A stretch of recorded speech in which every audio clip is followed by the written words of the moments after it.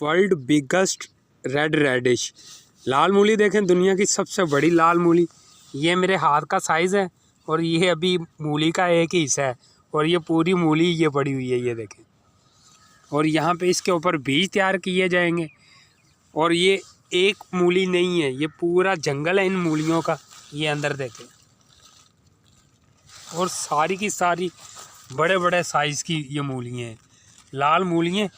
और सबसे बड़ी बात, ये ऑर्गेनिक है तमाम की तमाम लाल मूलियाँ।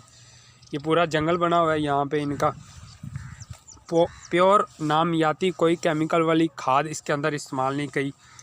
अगर इसी तरह की शॉर्ट वीडियो आपका भाई आपके साथ शेयर करता रहेगा, आप मेरे चैनल को ज़रूर सब्सक्राइब कीजिएगा और मेरी वीडियो को भी लाइक कीजिएगा।